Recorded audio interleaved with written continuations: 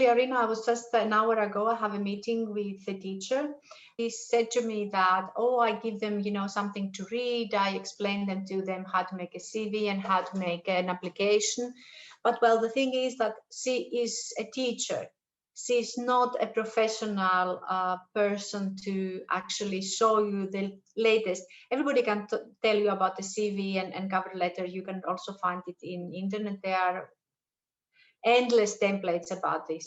What it's need there to explain to you, it's not about this, but it's about, you know, the latest, the state of art, and nowadays how the work market have changed from last year to this year, and what you should do, where you have to like improve the smaller details. I think that everybody can make documents well, but then they need the with the help of the teacher. And I have seen many also here in the university, a lot of courses, and the teachers are teaching. And then when the people coming to me, I see, you know, a CV following, for example, Evropass, which is definitely an academic, you know, application. And I was thinking that, but you have been in the course.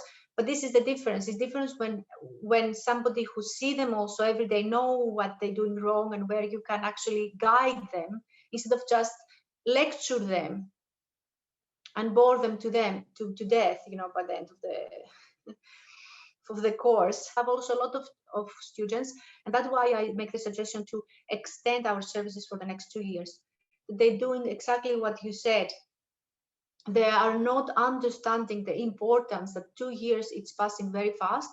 You don't have the time. You have to network now already, and you have to have a clear plan what you do. Because if you don't, then we're going to be 2 years late.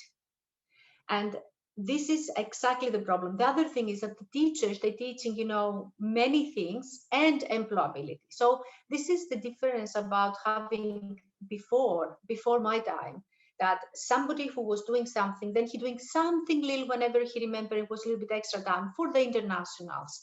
And it was fun because he could talk half an hour in English, and, you know, it's good to be a little bit feeling like almost you go to a little bit vacation, like a week in Greece. But there you play with people's future, with young adults, you know, career development. And this is where, you know, people like me coming on. And you can very easily see, I can right away see if somebody, because many people are like, for example, in Lulu, I get one question that they ask, and so we should not asking about like our experts cannot help us. Yes, but you can see from expert to expert. An expert could give you a lecture that is the same for the Finnish, and what they're doing is translated to the English. That is not going to help you, because the strategy to find a job for international talent is totally different than actually for a Finnish. And if the teacher only translate to you the same lecture that you have for the Finnish students, it's going to completely misfire. It's not going to get, yes, you're going to get the basic CV and resume and cover letter. Everything else, what you're going to do with that and how to approach the work market is not going to exist. And you can right away see actually if the expert is expert in international talent, or it's just somebody who just translates something and give that to you. And it could be an excellent person for the Finnish students, but he cannot cover your needs.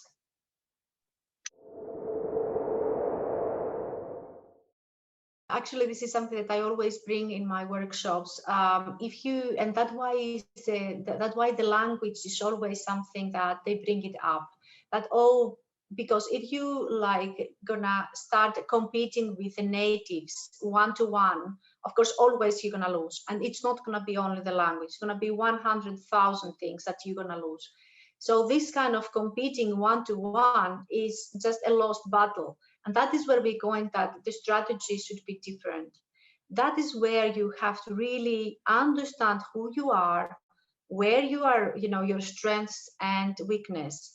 See if you can improve the weakness. And if it's just the language, it's very hard to just, you know, to speak fluently a language, you have to know 12,000, 14,000 words. Well, this is not something that's going to happen. You're going to starve to death before you're going to, even if you 24 hours per day start to learning, it's not going to happen. And then also, you know, are you going to invest in Finland, 5 million people language? Or maybe you're going to take your chance with the Germany, maybe 80, 90 million people language.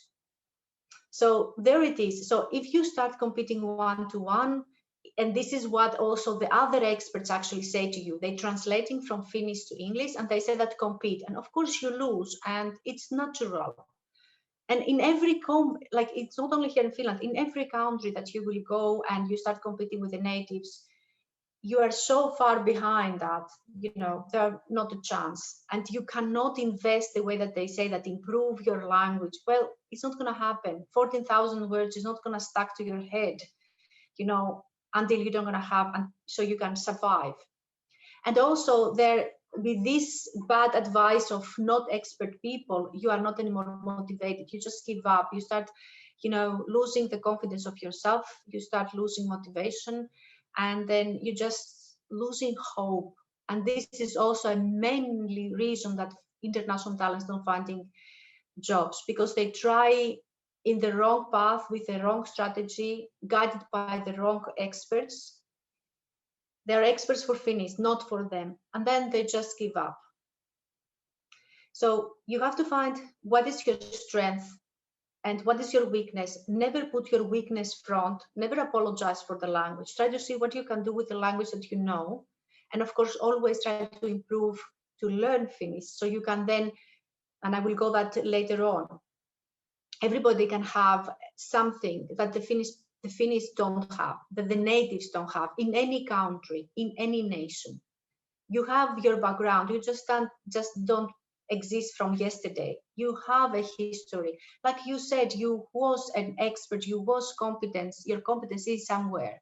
And as you can see, Arina, that you're a living example, that you have found where it's actually your passion, where you are good at, and you start making your own path.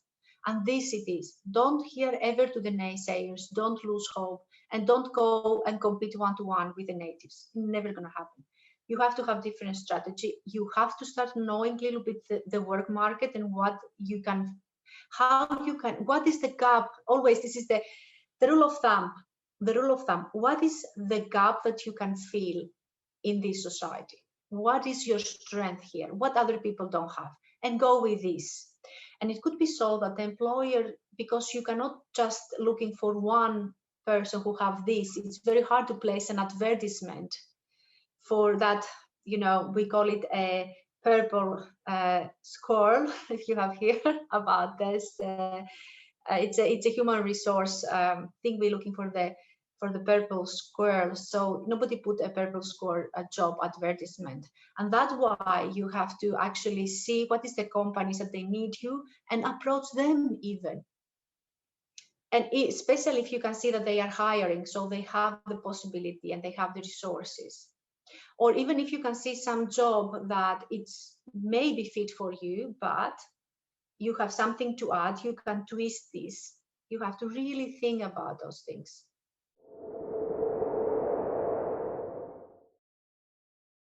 For example, when I was start changing after the engineering to marketing for ICT companies, I say to my employer that, you know, I have a solid ICT background, but the same 12,000 other people who speaking perfectly Finnish.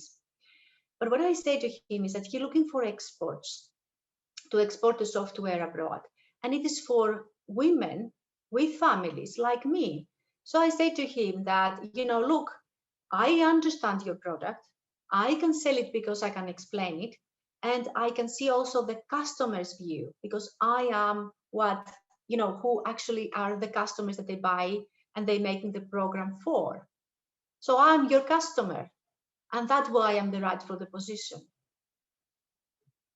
And that is that you find, you know, he didn't look for somebody like me, but I explained to him that I can make more money than somebody native in my position. And he accepted. I hired in the spot. And this is that when you cannot compete with 12,000 who are actually, if I was going to say that I will learn Finnish, you know, soon, I don't think that he have hired me. I think that he will just next. I have said also in my keynotes that if you can show to the customers the money and what is your value, then always you will be hired. do not compete with there. You are, impossible to improve. And it's impossible to improve Finnish language, for example.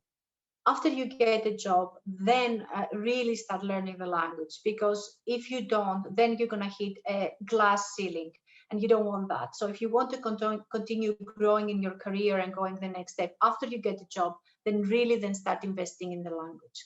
This will, broke the glass ceiling that you could find later on. I think that now we're starting right now, this like last autumn and this year, we're starting quite many projects. One of that is Talent Hub. And so there is a combination of academia, industry, and the city. And so we have the Business Oulu, the Chamber of Commerce, so trade and industry. There we have more than 50 companies. Then we have our biggest education institutions with this. So we try to like really improve, bring everything together and try to accommodate the needs of everybody, and starting from the early age. All at your service, for example, it wake up a lot of organizations in the city to understand that even if so they have the services in English and they have a good services for international talent, if you don't actually marketing that to them, the international talents will never find that service. Actually, the first stop of the international talent, they just coming to us first, as we are the main attraction, I can say. And then then that is the problem. I think that there is a gap between that they be in the bubble of the university, and then they just going out in the community, and they just feel disoriented, and the services are not there ready for them. So that's why I was actually hoping to collaborate with, for example, employment office and or unemployment office, I'm not sure. And to start creating this kind of a safe net for people to actually smoothly and seamlessly pass to the working life without those disappointments, lack of motivation, challenges, question themselves in the end and just give up. So we just make it like more easier. What is the difference and why the ICT is so successful is because the employers awareness and the employers' maturity to international workforce and diversity in the workplace. They are ready. They know. They have long experience. The problem with the other fields is that it's not exist. The employers also is not very ready for this. But again, that it doesn't. It's not the rule. Actually, I think in everywhere, if you really want to find a job and you really are committed to it, to put an effort and just not to listen to the naysayers, not to distract from other people, believe yourself and really want to have that. I think everybody can succeed in every field that they really like. And the most important thing is that we do not hire CVs. This is I say every day to students. We hire people that we want to have coffee 9 o'clock with them and 2 o'clock with them and have lunch with them at 11 or 12. We want to have people to support us and we support them to make a better, products, services, and having a good life and time together. So this is very important that you remember that it's not about only just focusing. And again, I will mention that we cannot running if somebody starting to now teaching or learning ICT or anything that have to do with digitalization.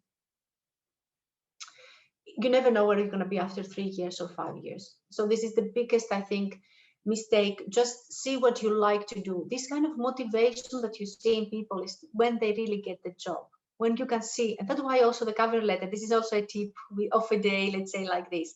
The cover letter is actually what make you land the interview. So make sure that you're making a new cover letter for every time you apply.